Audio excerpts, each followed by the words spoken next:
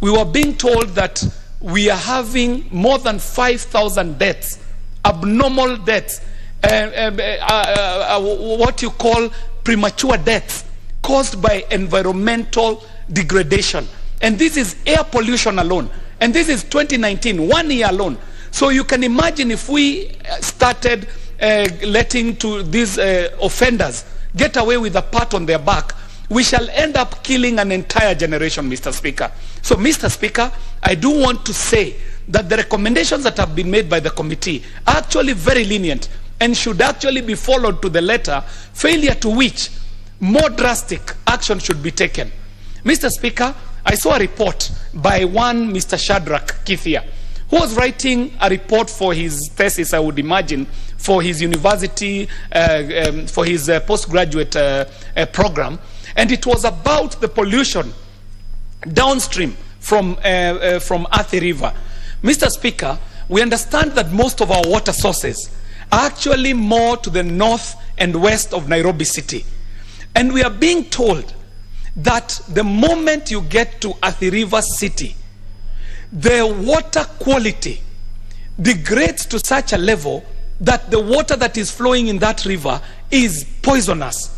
By water pollution, the number of metals that are found in that water, the pollution by sewerage and effluents from factories is to a level that it can kill you by just taking a glass of water from this river, Mr. Speaker. So we are not doing child's play here, Mr. Speaker. We are actually dealing with an issue that is a matter of life and death.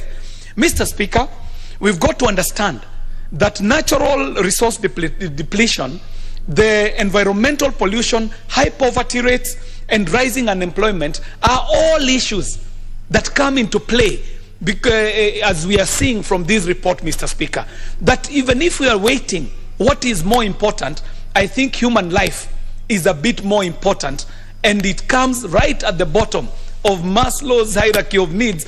When we are talking about the needs that a human has, the human has to be alive first before they even have those needs. So it is a matter of life and death that we are dealing with, Mr. Speaker. Mr. Speaker, finally, I would like to mention that, yes, business can be done, but businesses can do good while they are doing good business. London distillers will have to actually step up to the plate, and even as they are doing good business, they will also have to be good neighbors, but also protect our environment, Mr. Speaker. Mr. Speaker, I do support the report. I commend the report. It is more than timely. It is urgent. In fact, it was urgent many, many years ago. Thank you very much.